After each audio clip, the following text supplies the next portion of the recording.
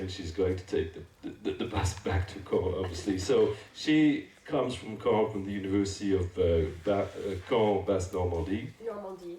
Oh, Normandy, that's it. Oh, right, okay. There's no more Basse-Normandie. Right, and as you can read, I mean, she is a MCF standing for Maîtresse de Conférence, okay? And the second acronym that he has, HDR, stands for Habilité à diriger des recherches. So she just presented her work recently, and she should become, I hope so, a full professor soon enough, okay? So Amy is going to talk about craftivism, what's the point, spatial and economic approaches to social stitching, and we actually invited her, as we usually do in March, because March obviously is the day, the month devoted to the rights of women, okay? And we have a tradition here to invite someone to speak about this, okay? And we're very glad to have Amy, who is going to talk about craftivism. Thank you. Thank you very much for the invitation. I'm just so happy and honored to be here, and so thank you also to Hillary for the welcome. I really appreciate it. Unfortunately, I am a little bit under the weather, so I apologize for my nose. I feel like I'm just a nose, so I've not really got my regular voice, but we'll do what we can. I'm very pleased to see people stitching, so thank you, that makes me really happy. As we said, the month of March in the United States is Women's History Month.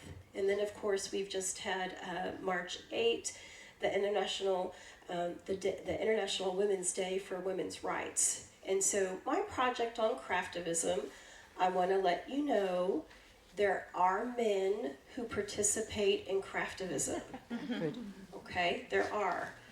But I would say that the practice is in the majority it's going to be women.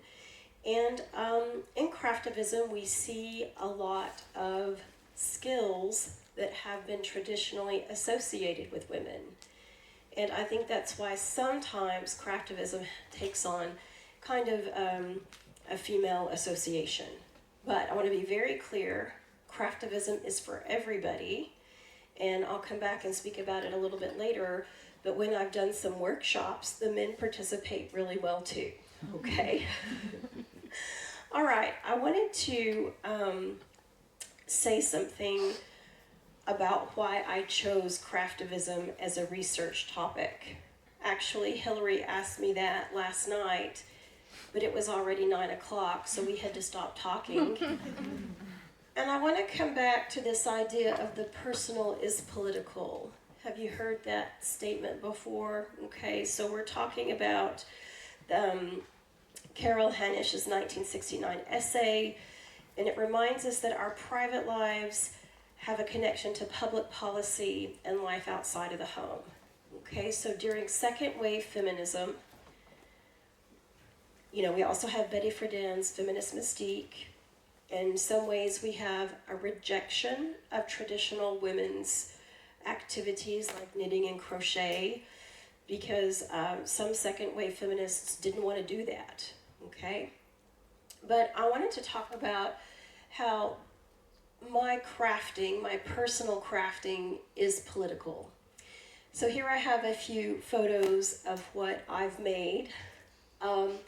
Je voulais aussi dire que je parle français, donc à la fin, si vous êtes plus à l'aise pour poser des questions en français, il n'y aura pas de souci, okay? Over here, I'm working on a welcome blanket square. We were just talking about the granny squares. So here are the granny squares. I'm being helped by Gracie. I also practice paper crafts. Here I've made a bug. Here's part of my Halloween ribbon collection, only part of it. All right, so from an intersectional feminist approach, we can identify explanations of race, class, and gender that have an impact on why we craft. I grew up in a middle-class family in Texas, and I spent time with my mom, my grandmothers, and I even had the wonderful opportunity to meet my great-grandmother. I spent time with all of those women making things. I live my love for creating as part of matriarchal transition between generations. And sometimes we turn to do it yourself for economic reasons.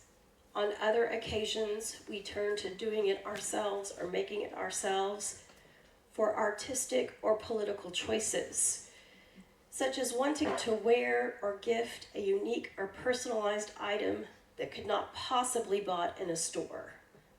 I don't know about you, but I have a few friends who are artists. You can't go buy a present for an artist friend. Or you can, but you better not. Okay, so for some of my friends, I have to make them something, or I have to find them something at Emmaus or at the flea market. So it's a lot of pressure to find something special. This do-it-yourself attitude corresponds to third wave feminism's punk attitude. You know, let's disrupt the system. From my own lived experience, I know that making is part of American women's heritage. And I decided I wanted to valorize this practice within my university research about women's role in their society. If you are a maker, and I'm so glad to see so many makers making right now, you know something about the technicity and the economic impact of buying supplies and tools. We were just talking about the cost of the yarn. So, this topic might seem kind of cute or fun, but you should know that crafting is serious business. So we're going to take a look at why that's the case. Okay, so I'm going to spend most of my time talking to you about the craftivist movement. I'm going to show you 2 points of my recent findings. I want to show you what is the point of craftivism when we pretty much know it does not have a direct impact on policy change in the United States. And then I have some conclusions for you. Okay.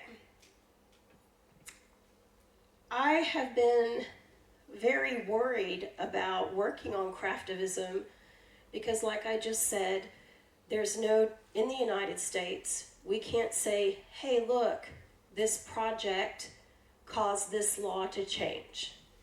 We have examples of that in Spain, and we have examples of that in the UK.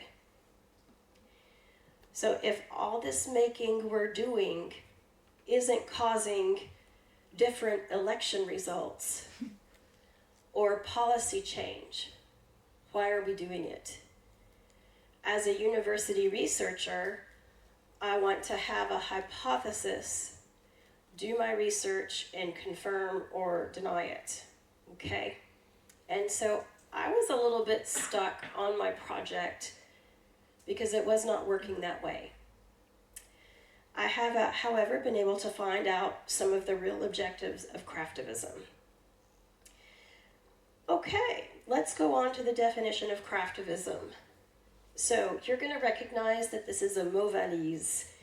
It contains craft and activism. Now, in the United States, women have been practicing craftivism since the American Revolution. However, they weren't calling it craftivism. The word craftivism got really popularized in 2003 by Betsy Greer, and my colleague Hinda Mendel has published a collected work in 2019 that goes all the way through that history. So I encourage you to check out Hinda's book because it gives a lot of good examples of how women have practiced craftivism over the decades and generations. When I had an interview with Betsy said, Amy, I did not make the word, but I'm the one who put it online in 2023, along with a craftivism manifesto. So a lot of times we credit Betsy for the word when she's really the person who, put it online. I wanted to insist on the fact that there are multiple approaches to craftivism, which is one of the reasons why it's kind of a difficult research topic. We can't say craftivism is just this or just that. I don't want to have to take the metaphor of the continuum from Adrienne Rich, but we're probably going to make a continuum of craftivism because some projects are very obviously political and some projects are extremely nuanced and very discreet. So we see a lot of different approaches. We're going to speak quickly about Sarah Corbett, who's from the UK, who practices gentle craftivism, and Julie Jackson, who has a website called Subversive Cross Stitch. So this is going to be a little bit different, or actually she takes the same bunnies and birds, but she puts the F word with it. So it's a little bit different. Did I say Julie's French? She's a fellow Texan, by the way. I know one thing that has really interested me is what the UK craftivists get to work on is quite different from what we have to work on in the US. So we're going to speak some more about that in a few minutes. Sarah Corbett has defined craft as being something that involves skill in making things mostly by hand and not machine. So in the projects that the Craftivist Collective have done, they tend to be hand embroidered. They do a lot of messaging on textiles. And also, this will show you kind of Sarah Corbett's positive approach. She says, focus on the world you want to help craft, not the one you want to eliminate. So this really resonates with her positive approach. Okay. I wanted to go over with you Sarah Corbett's process in making a craftivist project. Now, Sarah doesn't call it a cycle. That's my interpretation. And I think that comes from my work in geocriticism. I tend to view everything as circular, and I also tend to work in a circular rather than a linear fashion myself. But what Sarah says at first is that you need to identify the social injustice you're wanting to work on. She also states you need to be sure that craftivism is even a good choice for the problem you want to work on. She then goes on to state that we need to figure out who makes the decision. Because the decision makers, the stakeholders, are going to have an impact on the project design. Another reason I really like talking about the cycle is that if you're not familiar with craftivism, you might think it's just about making, but there's a whole lot of design and conceptualization before, and then there's a lot of communication after. It's not just getting together to knit or crochet. Okay, what is the potential effectiveness if we use a craftivist approach? Let's try to write out some numbers. Are we hoping for 50 shares on LinkedIn? Are we hoping for 200 uses of our hashtag? We have to make a list of objectives because then we're going to evaluate them later. I find this part about the project details to be the hardest. I have developed 3 craftivist projects now for my research team in Caen and for the SAGEF. It's a professional association for gender studies here in France for English teachers. And do you know what? It's not easy. You have to think about the slogan. You have to think about the color choices. You have to think about if there are going to be any symbols that are used. You have to come up with the hashtags. And then you have to figure out which supplies and materials you're going to use. Do you need to use natural fibers? Last week we made some period pads from fabric to share with students. And for that, we have to use both cotton, but we also have to use a plastified material inside. So we have to think about all of these elements to the conception of the project. that's the part that I love it, but I find it to be challenging. And then we're making the pattern. We're going to make a special message. I like to talk about how craftivism involves text and textile, because it's never just the textile by itself. There's going to be a letter. There's going to be a message that goes with it. And Sarah Corbett has come up with this term. I'm going to try to use the pointer here. Maybe not. Show me which one. That's really pretty. Okay, got it, thank you. Sarah Corbett has come up with this idea of the crafter thought. And so you can see that's crafting with afterthought. And so she really wants people to be intentional about what they're making, what they're feeling while they're making, and what it means. So we're on a slower process. Okay, then we finally get to the actual project creation. Okay, you see we've already been through a lot of steps before we even get there. Sarah Corbett has spoken about how the way we package our gift is important, because Sarah Corbett, she's thinking we're going to give a beautiful handmade gift to someone to help start a conversation. And one thing that's been a little bit tricky for me lately, on some of the accounts I follow on YouTube, the creators package everything in these awesome little plastic bags afterwards. And it looks like store-bought, but it's handmade. And I love the way it looks, but it's plastic. So now I'm starting to think about, I buy a lot of brown bag lunch bags when I'm in the United States that are paper and they're recyclable. So I'm trying to gift the things I make instead of the cool, shiny plastic packages. I'm trying to use paper or recycled paper. Okay, then we have to get these things we've made, we have to get them delivered. Sometimes if you want to have an appointment with an elected official, sometimes it's easy and sometimes it's not. I don't know if anybody, we're not in class, but I don't know if anybody's had the chance to meet with either like a European delegate or just your local mairie, if you've had a chance, if it's been easy to get an appointment or not. Yeah, okay, so it can be a little bit tricky to get on the agenda. Sarah Corbett says you have to work on that too.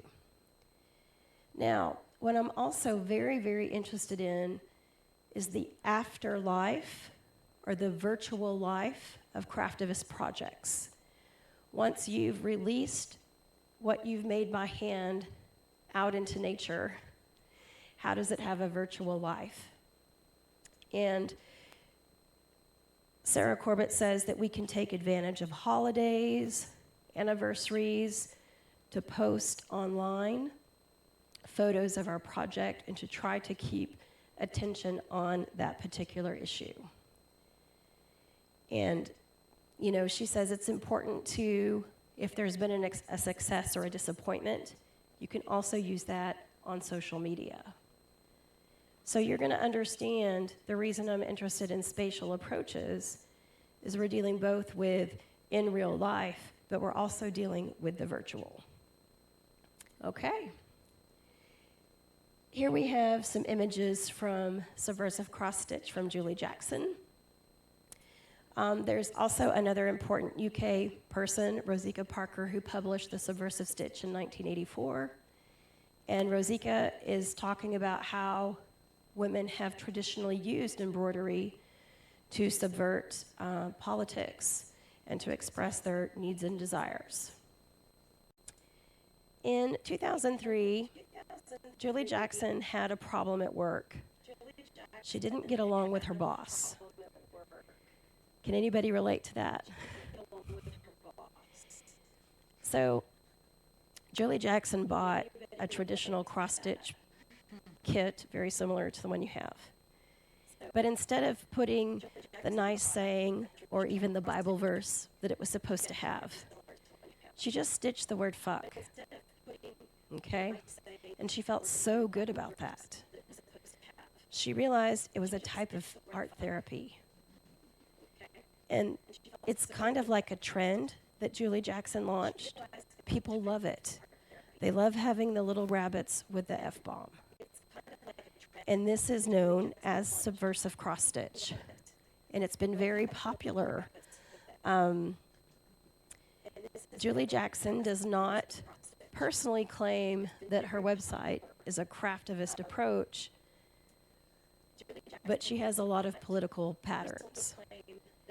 And I have had the chance to exchange. Running a business after all, but there is a market for the types of sassy, patterns she comes up with. One of her other patterns that I've done myself is it's decorative gourd season, motherfuckers. And so this is really popular in October, October, November. Okay. What might draw somebody to craftivism? Craftivism is going to appeal to people who might not feel comfortable getting down in the street and marching. From a cultural perspective, when I saw my first protest here in France, I was a student in Lyon, at Lyon 2, and I thought, oh my gosh, the police are there for the protesters. The police were just there to protect the protesters, right? I mean, things might have changed since 1994, but it made a big impact on me. Where I grew up in Cedar Hill, Texas, we did not protest in the street. We did not have anything to protest. We had parades for July the 4th, and we had parades when the football team won a game. But we're not out protesting. So for me, it can be a little bit difficult to get out and march in the street. I'm trying to because I know that my friends want me to come, but I'm not used to it. I would much rather make a project. When I spoke to Jana Zweeman is one of the co-founders of the Pussy Hat Project, which you've probably heard about. Jana explained to me how she had had a brain injury and she couldn't go participate in the march, and she was so frustrated. And so with a friend, she came up with an idea to make a project so that she could participate without physically being there. Can you believe that's the origin of the Pussy Hat? Such a wonderful and powerful story from Jana. Sometimes the marches are at state capitals or in Washington, D.C., or in Paris, and we might not have the ability to get ourselves to where the protest is being held. And then I want to speak about safety. I would not feel comfortable marching in Texas for anything, to be honest. That's my personal opinion. So really, craftivism, it does not replace traditional activism, but it offers an alternative. Okay. Over the last years, we've had a lot of people who are very frustrated by the changes in policies. We've had two things in 2003. We've had the repeal of Roe versus Wade through the Dobbs decision. We also had a Supreme Court decision which pretty much started the cancellation of diversity, equity, and inclusion policies.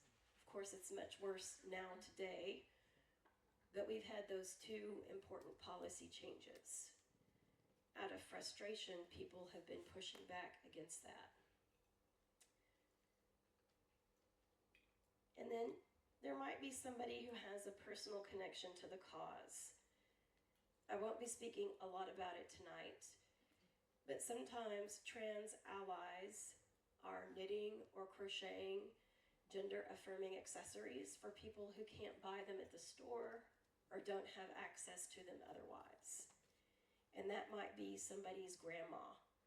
That might be somebody's neighbor. Okay, so when we feel a special connection to the cause, we're motivated. And then there are people who have to protest in secret for various reasons. We got a lot of families in Texas where 99% of the family is Republican, but 1% is Democrat. It's the case for my mom. So she's not going to be able to publicly protest without provoking a crisis at Thanksgiving. So these could be some of the reasons why people are motivated to follow a craftivist approach. I wanted to tell you a little bit about my methodology. So technically, I did my PhD in literature, and in 2012, I accepted a job, and I work in langues étrangères appliquées with my colleague Lori. And this is a little bit different. In langues étrangères appliquées, applied foreign languages, we don't have literature class. However, we have cultural studies class. So it's why I made a switch from working most of the time on literature to half of the time on literature and half of the time on cultural studies.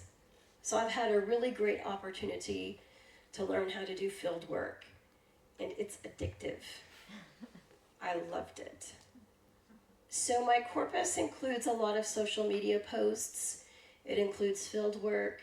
I decided to focus on craftivism since the Pussy Hat Project. And to be clear, the Pussy Hat Project got launched in November 2016, and then we had the Women's March in January 2017. I decided to put that date limit on my project because my colleague Henda's already made this collection of essays dealing with the history of craftivism. And then, even though I'm following and I'm interested in global craftivism, my specific project is on what's happening in the US. Okay, so here are the interviews I got to do.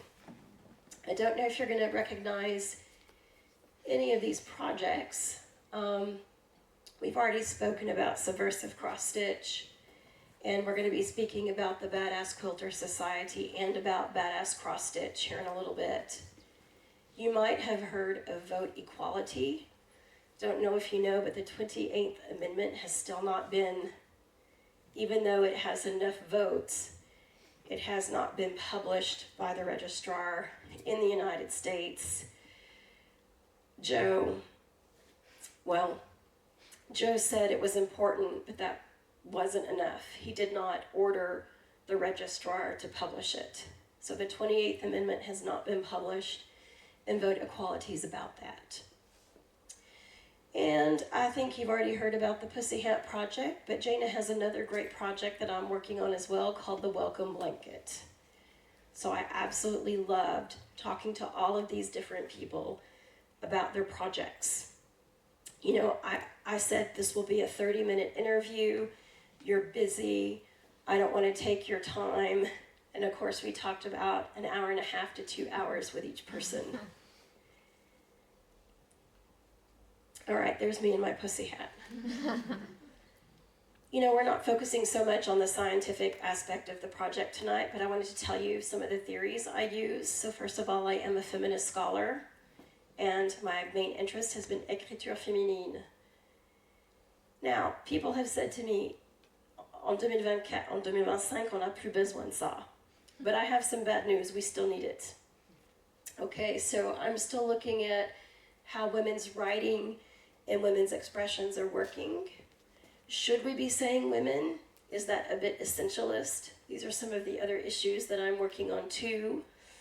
And I'm also looking now at how subversive stitching is écriture féminine for the 21st century. I also do a lot of geocriticism, so I work on spatial relations and interactions. I'm paying attention to how space works. Now, it's a little bit controversial, apparently, to talk about Claude Lévi-Strauss, but he wrote a really interesting article where he compares the bricoleur with the ingénieur, okay? And when I read this essay by Claude Lévi-Strauss, I thought he was talking about me, because I have a very big craft stash. I hoard my craft supplies. Okay, we agree. I gather up my craft supplies, and I don't throw away the scraps, because they could always be useful. And this is actually what Lévi-Strauss says in his essay. And then finally, I am looking at how material culture works, and how objects are circulating in society. So I'm kind of putting together a lot of different approaches in my work. Sorry, we've already had this part.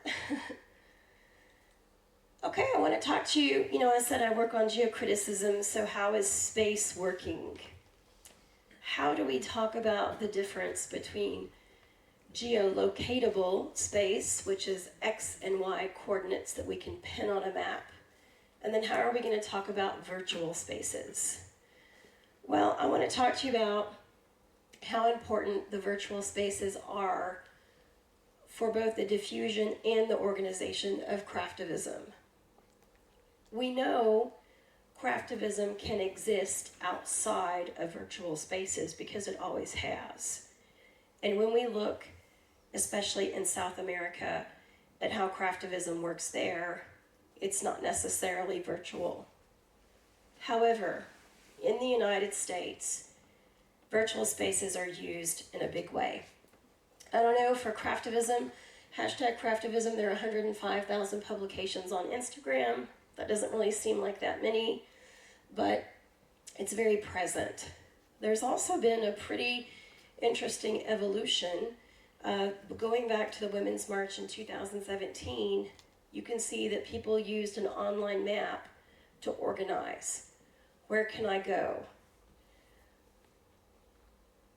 I know we're supposed to kind of be neutral in our discussion tonight, but I want to talk about my own personal disappointment with the march in January. Did you know there was a People's March in January, and I did not see an invitation to do that in Paris? Does anybody know, was there a march? See, I don't think there was a march in Paris like there was in 2017. So I have two disappointments. One, it's called the People's March and not the Women's March. And two, we didn't have any organization for it. So using online mapping to know where to go was important. This is a little bit of a different map. This is called a Z map. And in one of the closed Facebook groups I was in from 2017, we all went and pinned where we were to know where we could find other subversive cross-stitchers. It's actually called snarky cross-stitchers, but snarky, subversive, it's about the same thing. So these virtual spaces are really important. When we want to talk about the physical spaces, it's complicated. I told you that in the UK they work on different types of projects. They get to work on issues like the environment, which is important, and a living wage. Is everybody okay with that term, living wage? It means that the money you make is enough to pay for, your life. These topics are not quite as controversial as access to abortion, trans rights, Black Lives Matter. So we see that in the UK, even churches are opening their doors for knitting sessions to the general public and for craftivist activities. They're able to use that space because even though not everyone agrees maybe about the living wage or the environmental issues, those issues are not as divisive as the issues we have in the US. Down here we have the Liberty Crochet mural. So you're going to recognize a uterus, the Statue of Liberty, freedom to choose, a pink triangle. You cannot see the Liberty Crochet mural and not understand what it stands for. So this is the Liberty Crochet mural in Oregon, and Oregon has a little bit more of an open-minded atmosphere than some other states. And so when the Liberty Crochet mural was displayed in the state of Colorado, they had to be sure that it was hung up really high so that nobody could get to it to damage it. And I had talked to Jen Lemestre about that. She's behind the Liberty Crochet mural. I said, but Jen, what are you going to do if somebody attacks the mural? She's like, well, the mural is organic. If it gets cut or attacked, We're going to repair it. We're going to restitch it together, and it's going to live another life cycle. So I have had the chance to go and work on the Texas Liberty crochet mural, but it's not finished. And I think one of the big problems is we don't know where we can display it without putting ourselves or the mural at danger. We're pretty much going to have to hire a security team to guard the mural if we display it in the Dallas-Fort Worth Metroplex where it is currently stored. If we can take it to Austin, we'll be fine. So we have to take into account the space. I also wanted to talk to you about how space can be layered. And from a geocritical perspective, this is called stratigraphy. It's like the stratigraphy you know from geology. Okay. So this is me. And I'm at the National Portrait Gallery in Washington, D.C., which is why I'm there with Oprah. Okay. And what's going on is this is a group called DC Stitches. DC Stitches, they use online announcements, but they meet in person. Okay, so they use a website to announce when to come.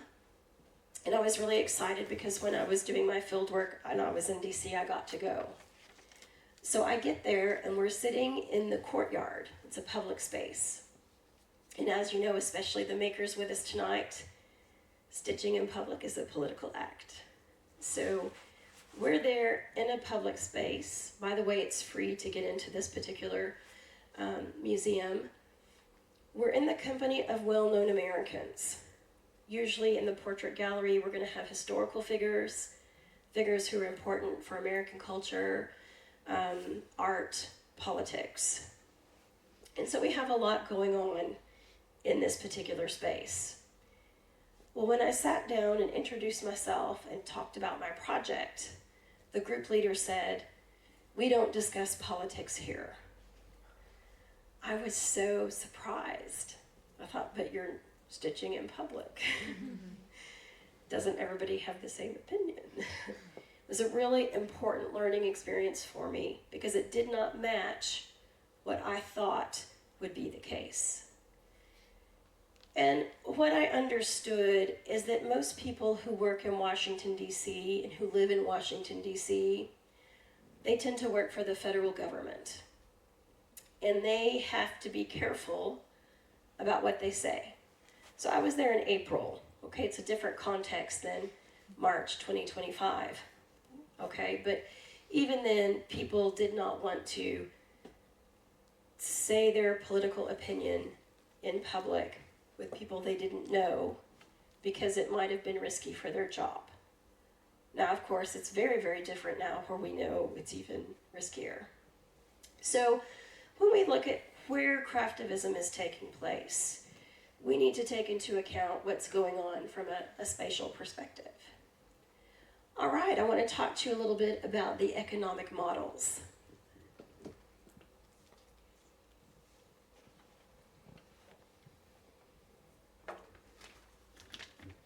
My personal opinion after having worked on this project is that one of the characteristics of American craftivism that distinguishes it from what's taking place in the UK or elsewhere, even here in Europe, is that some craftivists are able to make a living being a craftivist.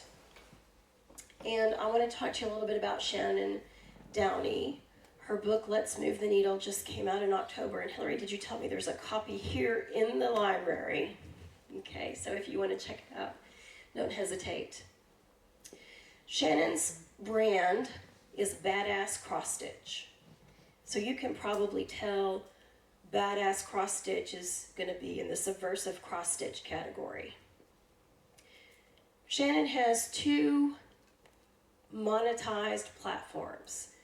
She's on Patreon. Have you heard of Patreon before? Okay. And she's on Substack. I really enjoyed talking to Shannon about this, and I appreciate her generosity because she just told me everything. And I want you to look at the price range between $200 and $500 on Patreon.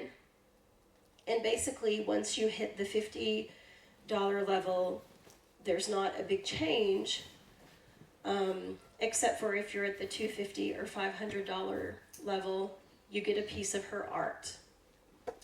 Shannon has to make models of her patterns for her books and for her workshops.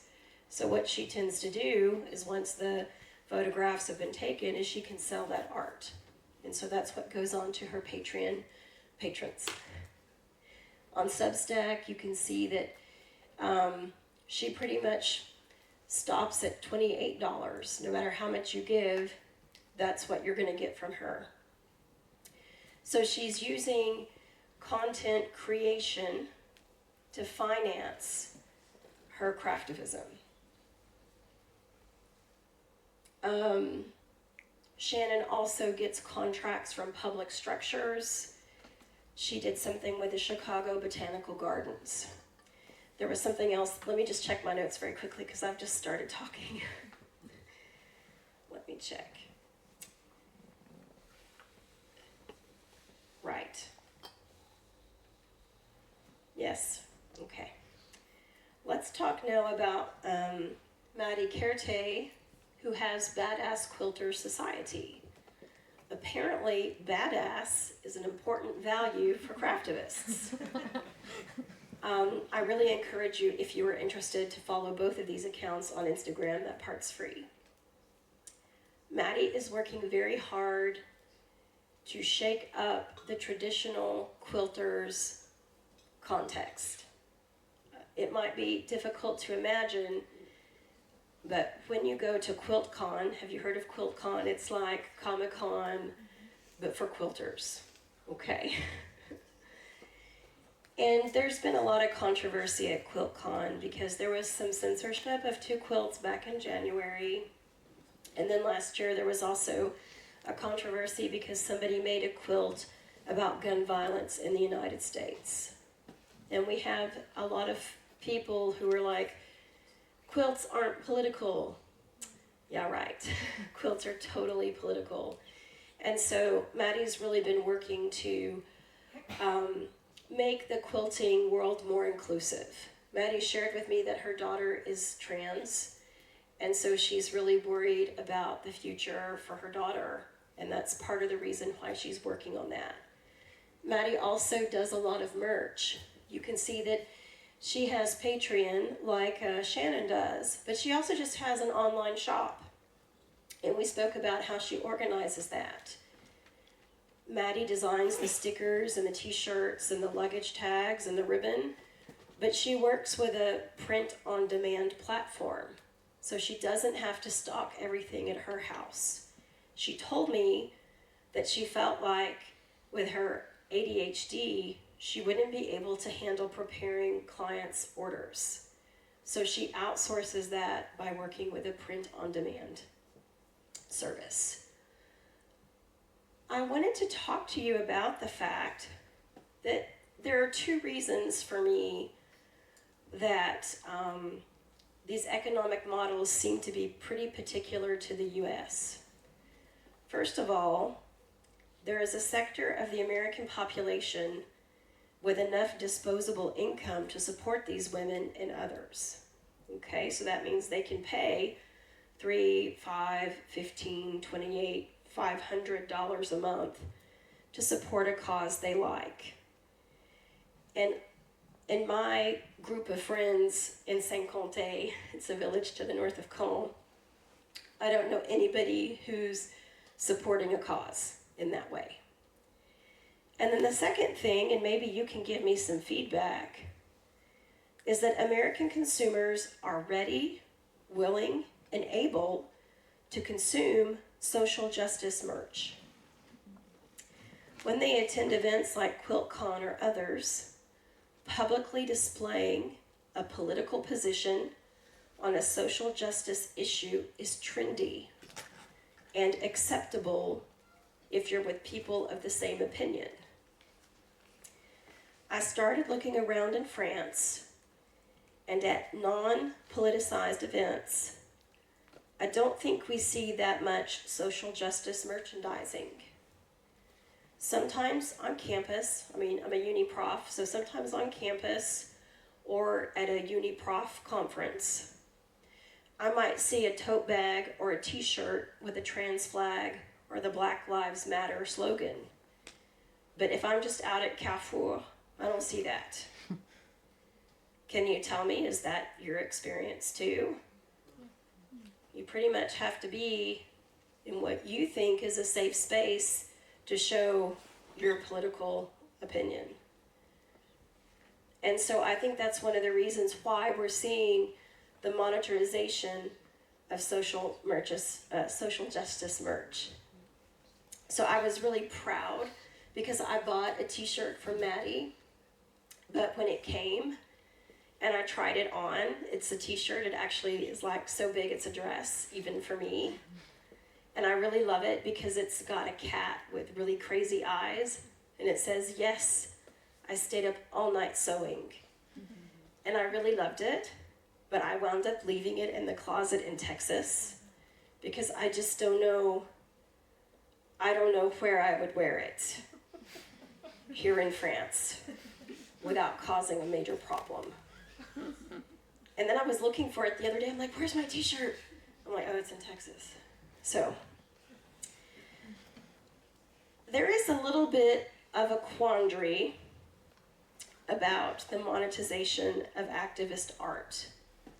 For some activists, once an object has been sold for money, it is no longer a political statement, but a commodity. Shannon Downey, that we've already spoken about, and Tal Fitzpatrick have both spoken to me about how they try to establish rules for which art they sell and which art they don't sell.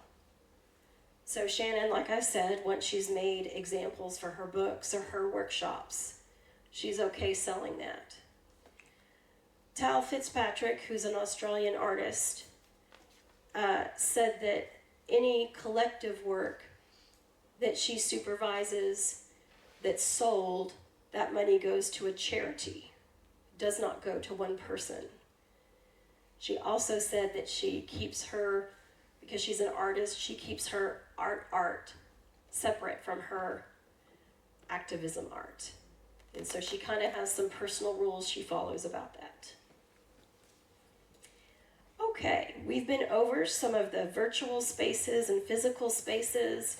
We've talked about the money.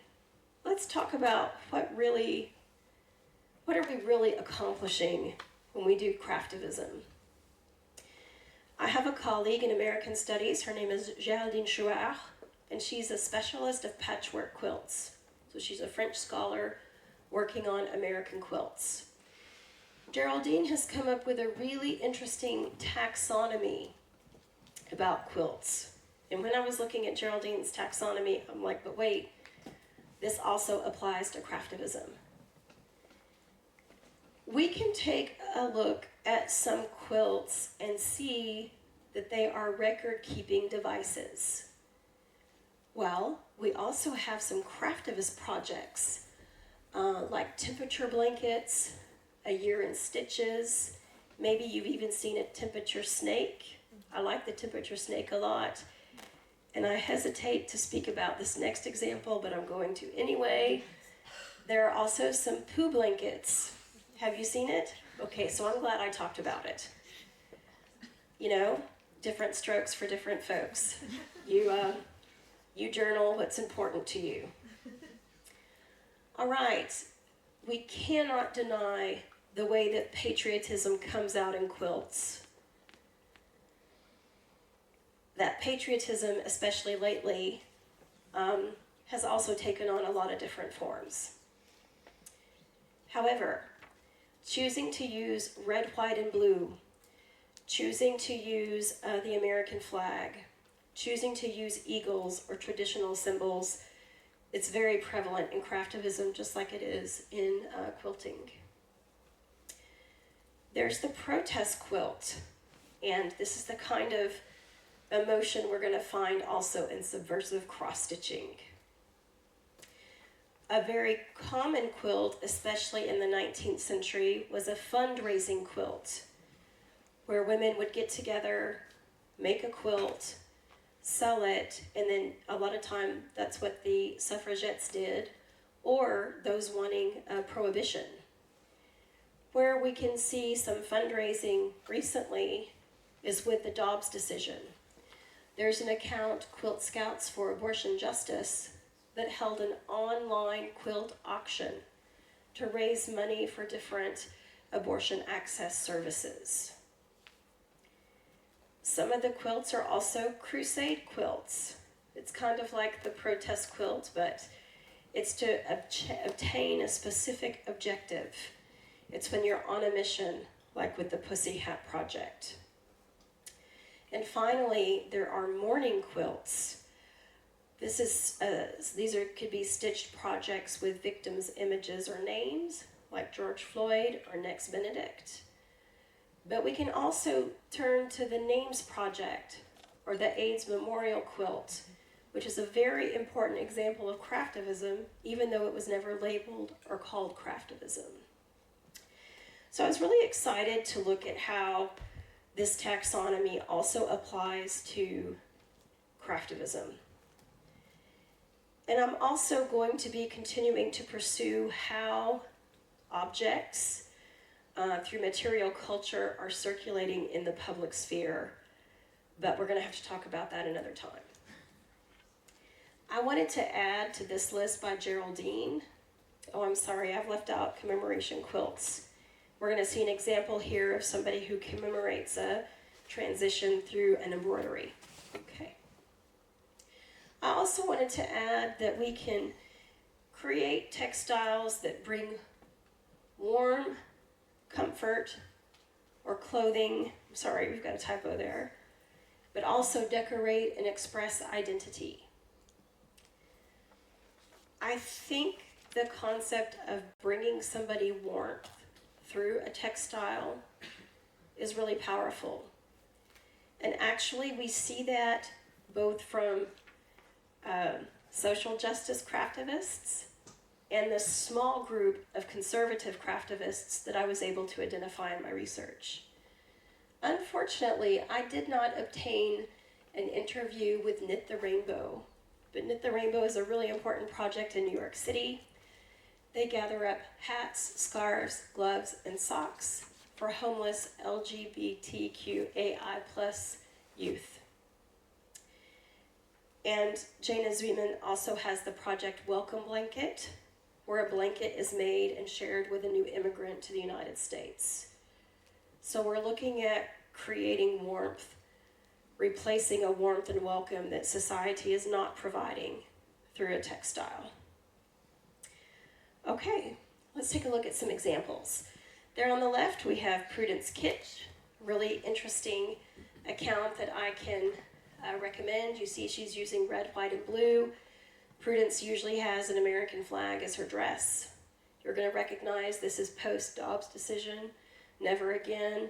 We have the coat hanger image. I think you know that's because this is how some women were trying to get abortions. Over here we have the Tempestry Project. So we're getting to see the temperature changes. And you know, I said our UK neighbors work quite a bit on environmental issues, and it's not necessarily a top issue for American craftivists, but a project like the Tempestry Project is showing us how climate change is taking place.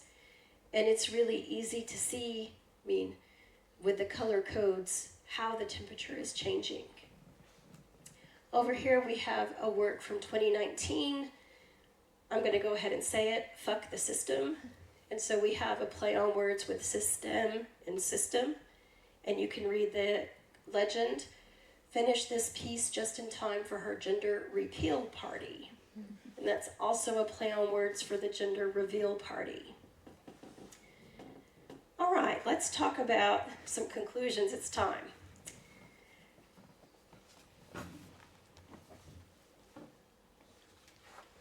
Sorry, I need to get my right spot here. Okay. policy change is not the ultimate objective of these projects. Showing disagreement, protesting against them is. So we're on a personal expression within a community. The rise in U.S. craftivism has directly been linked to the election of Donald Trump in 2016 and the impact it has had on women's rights in the United States. As we've seen, craftivism can be gentle or subversive. It can be virtual or it can be real. It can be stealth or viral, and then it can be private or public, anonymous or not. I wanted to tell you some of my own crafter thoughts from the projects I've done myself. Here we have a first project I made. It was a friendship pin for Ukraine. If you were a kid in the 80s, you know what a friendship pin is. That's me and Hillary. I did another project called Dump the Mental Load because la charge mentale is a pretty popular topic for me, not just at home but at work.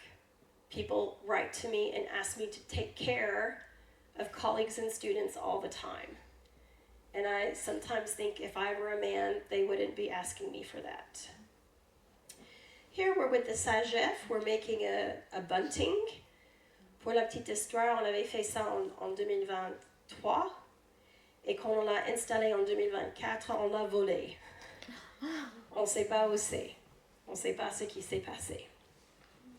This is a lamp I made out of Mina Loy's Feminist Manifesto. And down here, it's me with my historical society in Saint-Comté. We have regular crafting sessions to make things to sell at the Christmas market. The first year we made 230 euros, and I'm pleased to announce that in 2024 we made over 600 euros. Oh, wow. So we've been working the crafts. What I've learned is that physical objects are strong communication tools. And when we craft out a statement, it helps us to understand its impact. People enjoy crafting together. It's a special shared experience and reinforces bonds. Craftivism can be intergenerational, intercultural, and intersectional. I think it's really important. Okay. What are we going to do?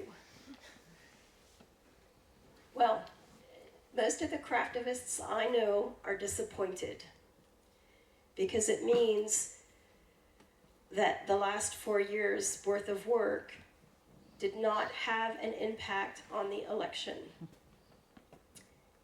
And even worse, unlike 2016, there has been no specific anti-Trump project. Like we talked about, the People's March didn't even make it to Paris.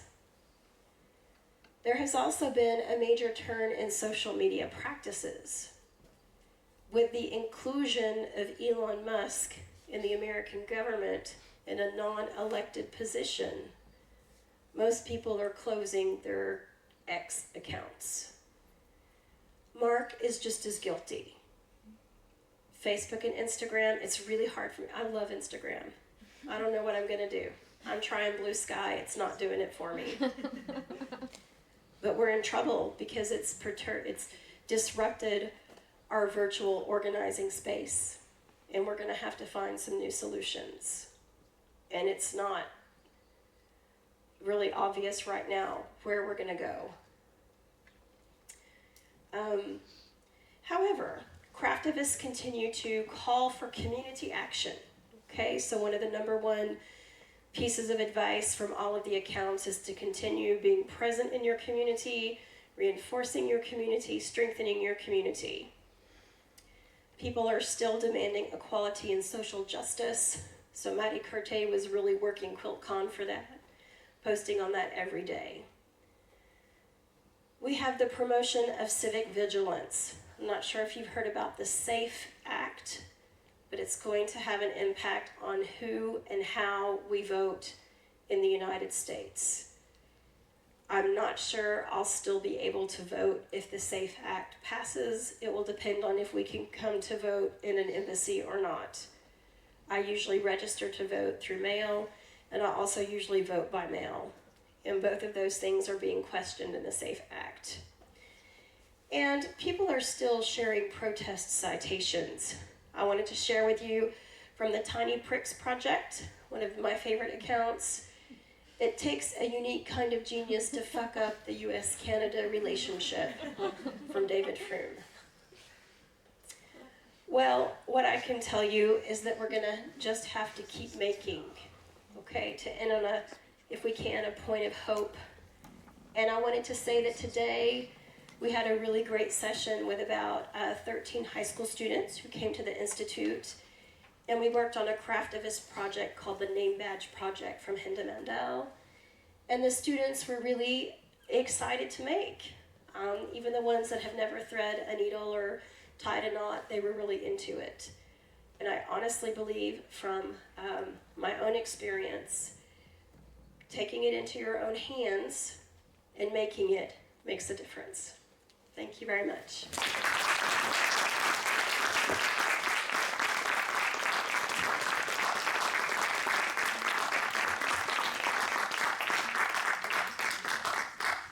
Thank you, Amy. Merci pour cette conférence fort intéressante et nous aurons peut-être quelques questions, alors en anglais ou en français, comme vous le souhaitez.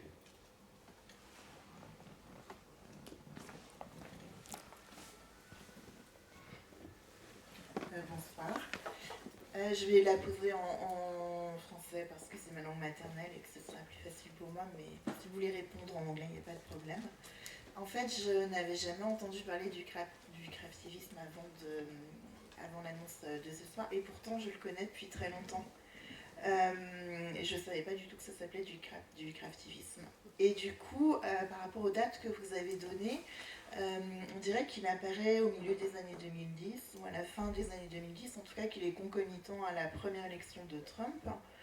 Mais en fait, j'avais vu, alors je ne suis pas très familière de l'histoire des USA, mais dans les années 60 ou 70, un collectif de femmes qui avait entouré, je crois, une centrale nucléaire de fils. C'est magnifique.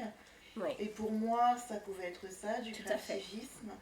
Ou alors aussi toutes ces femmes artistes, justement, qui ont mobilisé leurs compétences dites féminines, donc de couture, de tricot, etc., pour effectivement créer, là où on leur interdisait en fait de créer, et donc de créer des œuvres d'art et qui sont aussi en fait des œuvres revendicatrices. Est-ce que c'est aussi du craftivisme au final, et c'est quoi les bornes du craftivisme au final?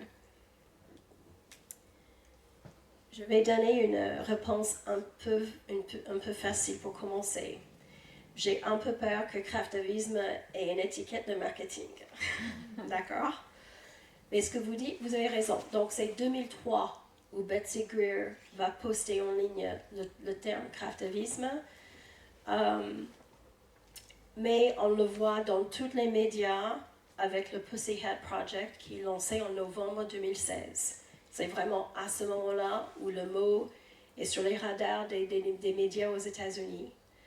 Arte a fait un documentaire sur le craftivisme, il me semble, il y a 2 ans. Et donc, d'un coup, pour parler de craftivism en français, c'est craftivisme avec une E à la fin. Effectivement, il y a 2 projets des années 80 qui me restent en tête. Je ne vais pas trouver le titre du projet sur le centre nucléaire, mais il y avait un autre projet qui s'appelait The Ribbon Project, où ils ont manifesté au Pentagone pour marquer l'anniversaire de Hiroshima. Exactement un exemple de craftivisme, c'est juste qu'on n'utilise pas cette étiquette à ce moment-là. Donc en fait, ce qu'on va voir, c'est qu'on a mis en place ce terme. Je pense que le terme, j'ai des étiquettes de marketing, mais ça sert d'un point de repère. Des fois, je vois des choses, même de Sarah Corbett, je ne suis pas toujours 100% d'accord avec elle. Elle vend des cartes postales sur son site internet qui ont des trous dedans pour qu'on puisse faire quelques points pour faire une image de Martin Luther King, par exemple. pour moi, c'est du merchandising, c'est pas vraiment du craftivisme. Mais je soutiens Sarah Corbett dans sa démarche, il n'y a pas de souci. Donc, pour l'usage du terme, je pense que ça aide les gens à repérer une orientation pour mettre en place des projets qui impliquent des compétences du crafting à une fin politique. Je pense que c'est un raccourci pour indiquer la nature politisée d'un projet.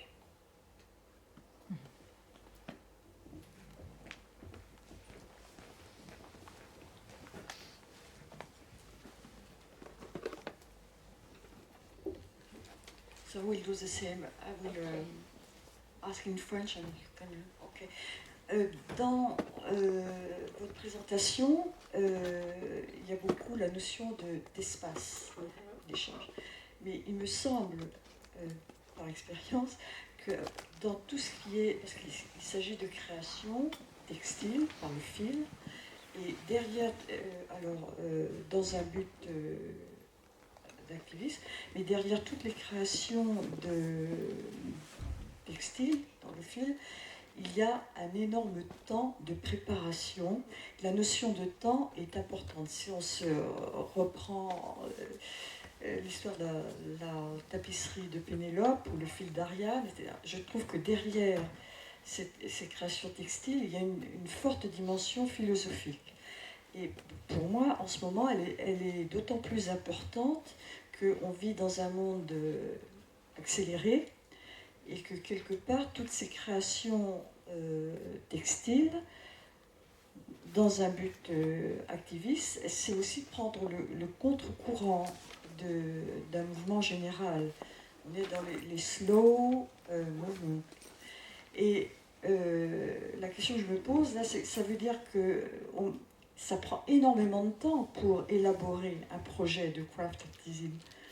Parce que c'est pas de l'industriel, c'est pas de la protestation industrielle, c'est de la protestation très personnelle. Donc ça prend énormément de temps, déjà, vous l'avez bien cité, pour le concevoir, le mettre en route, et puis après le réaliser. Or, entre-temps, la situation politique peut changer aussi, alors s'accélérer, etc. Il peut y avoir un décalage entre le corps du projet et puis le contexte, à partir du moment où, quand il va être exposé. Ensuite, la notion de temps aussi, pour moi, elle est intéressante parce que souvent, donc ça prend beaucoup de temps pour des œuvres qui sont éphémères. Et qui vont, alors, il peut y avoir des gens qui vont le détruire, parce que bon, ça ne leur plaît pas, mais il peut y avoir aussi le climat, enfin bref, il y a plein de choses là-dessus. Et pour en venir à la situation actuelle aux USA, où effectivement ça devient difficile, mais est-ce qu'on ne peut pas se dire « wait and see » et néanmoins réfléchir à des projets, et là ça va tellement vite, et ça change tellement vite, que peut-être la sagesse, c'est d'attendre et de laisser un peu de temps au temps. Enfin, c'était juste des remarques, mais je ne sais pas. Ben, en fait, c'est super intéressant parce qu'effectivement, quand on prévoit un atelier craftiviste ponctuel, on ne peut pas faire un grand projet. Aujourd'hui, sur le petit projet qu'on a fait avec les lycéens, on a fait des points en arrière. Est-ce que ça vous parle, backstitch? On a fait des points en arrière parce que c'est assez simple et presque tout le monde y arrive. Quand on a fait notre atelier la semaine dernière pour faire des protections périodiques de développement durable en tissu, avec ma doctorante Marine Oliveri, on a cousu les protections à l'avance et on a juste mis les fermetures à pression dessus pendant l'atelier parce qu'on savait qu'on n'arriverait jamais à faire la couture d'une dizaine de serviettes en temps réel. Donc le temps de création est limité quand on est dans un atelier ponctuel. Quand on est sur un projet comme le Liberty Crochet Mural, chacun fait chez soi son rectangle. Donc on est sur le temps, le soir, chez soi, on gère comme on veut. Il y a beaucoup de projets où chacun fait une petite partie et après tout est mis ensemble. Quand je suis allée pour travailler sur le Liberty Crochet Mural, ce qui était difficile, ça devait être 22 inches par 24 inches. Et on avait 23 inches par 25 inches. Et comme c'était un motif, ça ne collait pas. Quand on est sur un projet comme un patchwork où chacun fait un carré, on peut rattraper. Mais la Liberty Crochet Mural, qui est en crochet, il faut défaire ou refaire pour arriver à respecter le patron. Et là, le temps collectif peut être sur l'assemblage, c'est là où j'ai participé. Je ne suis pas assez fort en crochet pour faire un carré moi toute seule, une rectangle toute seule. Et c'est là où on voit aussi comment le temps se passe. On a passé 3 heures à assembler des rectangles, on n'a pas terminé. Comme je n'avais pas lu mes papiers, j'ai oublié de vous dire, The Liberty Crochet Mural mesure 11 pieds par 17 pieds.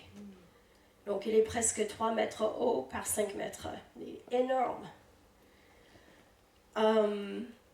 Par contre, je ne pense pas qu'on peut wait and see. Les gens sont trop anxieux. On fait du crochet, du tricot, de broderie pour se détendre et pour travailler sa frustration. En même temps, quand je cherche pourquoi on n'a pas de projet pour manifester contre celui qui était élu en novembre, je pense qu'il y a tellement de politiques choquantes. Personnellement, je ne saurais pas où commencer. Je suis très touchée par le fait que le Department of Education à Dallas était fermé il y a 2 jours. Tout le monde est limogé, pour dire limoges. Il y a tellement de problèmes. En même temps, je pense que vous avez raison. Ça change tous les jours, c'est un autre sujet. Mais je pense qu'on ne peut pas... Sur le wait and see, je pense que c'est plus fort que ceux qui souhaitent faire du craftivism. Ils ont envie de créer quelque chose pour se dire je fais quelque chose. Voilà. Et au niveau fédéral, si je peux ajouter, je crois que c'est 1700 licenciements dans le Department of Education. Mais la spécialité de la ministre n'est pas le crochet, mais le catch. C'est le catch, c'est le ex-femme où il est décédé, McMahon, je crois. J'avais regardé la série Netflix sur ça, que vous pouvez regarder aussi. Si vous ne l'avez pas vu, c'est impressionnant. I've got 2 questions. Okay. My first one is, you've talked a lot about gender and a bit of psychology, but did you find anything on race and class? Absolutely. So one thing that's a little bit hard to talk about that I found in my study, that to be honest, I don't know how to talk about because I'm a white middle-class woman from Texas. Some of the sewing circles are segregated. So in San Antonio, there's the African American Sewing Circle of San Antonio. And it's a group I really want to interview, but I didn't want to just write an email.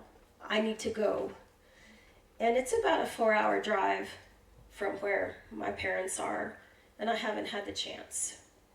So what I'm seeing from the African American community is claiming a space for Black sewists. There's another account called Black Sewist. Looking at how African American style and design impacts what they're making, with some influence from African wax fabrics, for example. So I don't know how to talk about it, because I discussed this, when you do your HDR, you have a garant, you have a more experienced researcher who follows you. And I said, look, Guillaume, there's segregated sewing circles. He said, you can't say that. So I didn't say it in my most recent project, but we're gonna have to deal with it. I talked to Maddie Curté about it with her Badass Quilting Society because she's focusing on gender. And I said, well, Maddie, are you looking at questions of race in any way? She said, well, it's hard for me. I'm a white woman.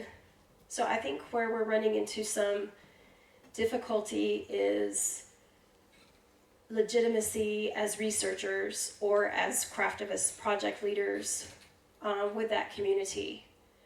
I have not yet seen a Black craftivist book. I don't know if we are going to see that or not.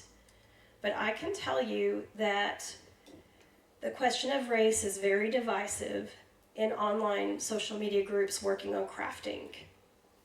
There was if I say a Southern Cross or a General Lee flag, do you know what I'm talking about? Okay. So sometimes there are patterns for that. And it's crazy. Well, sorry. It's surprising that people are wanting to make that now today outside of a very precise context.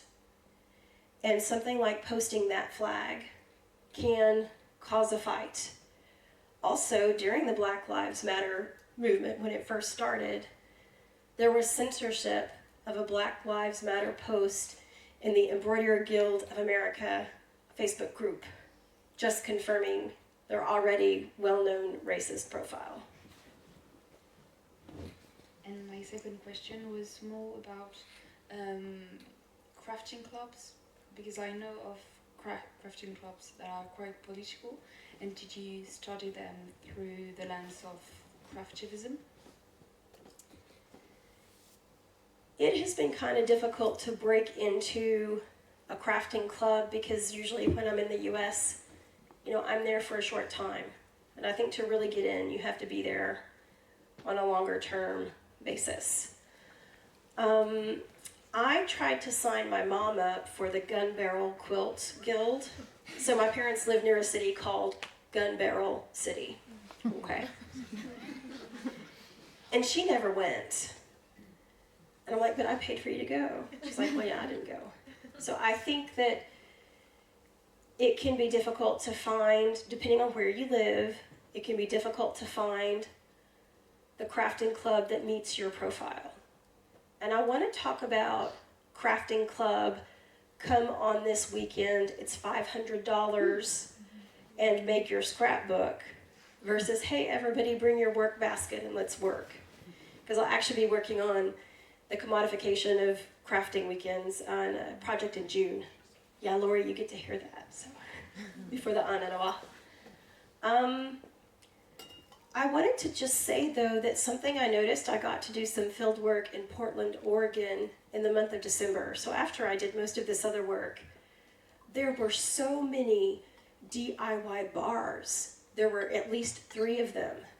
And I decided not to go because it cost about $50 to go. And it was to make things I know how to make.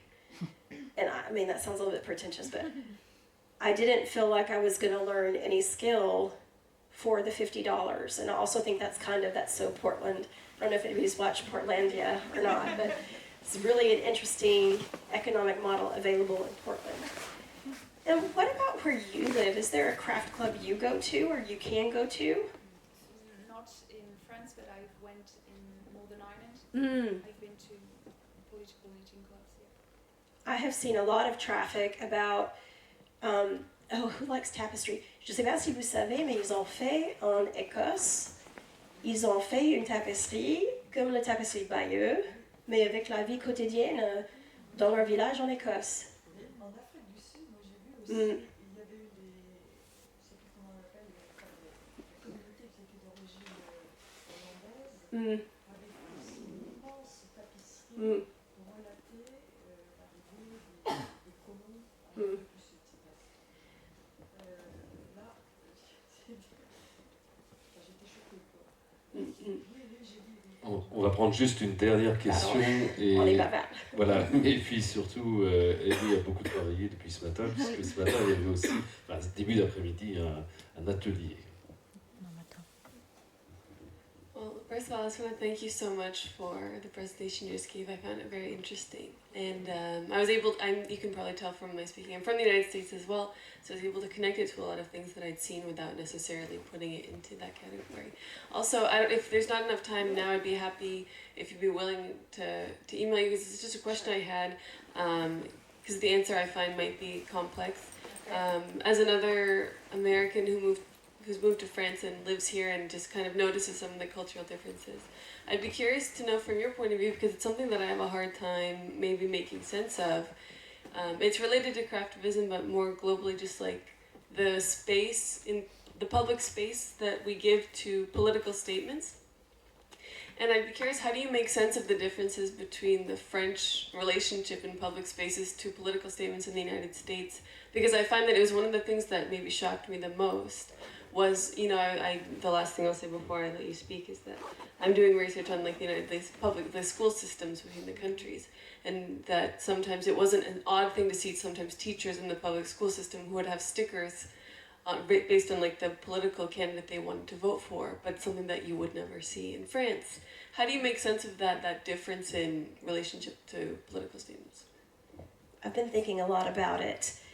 So the first thing I can say is, have you heard this expression in French, pour vivre heureux, vivre caché, vivre caché.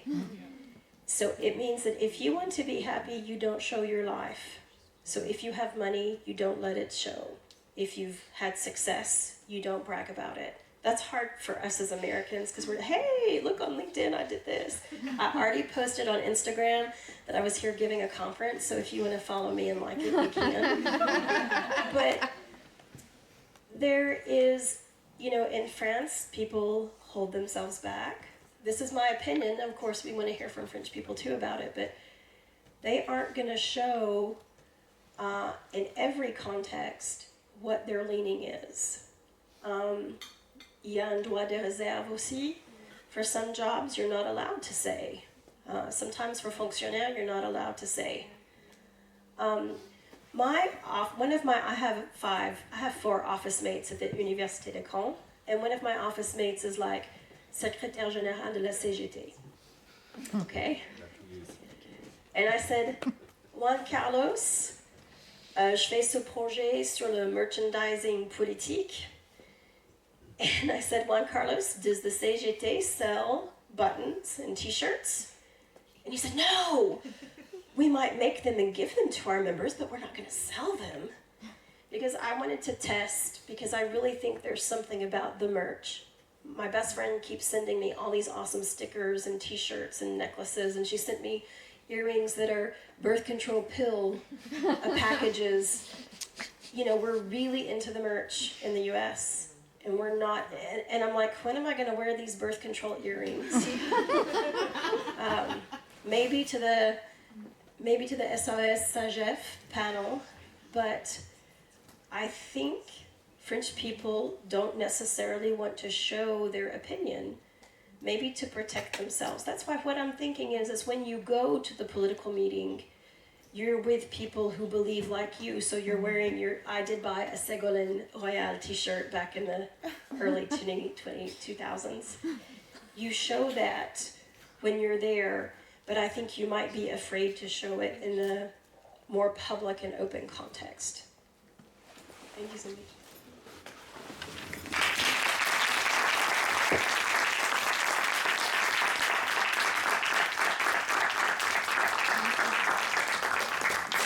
Merci Amy et merci à tous d'être venus pour cette excellente présentation.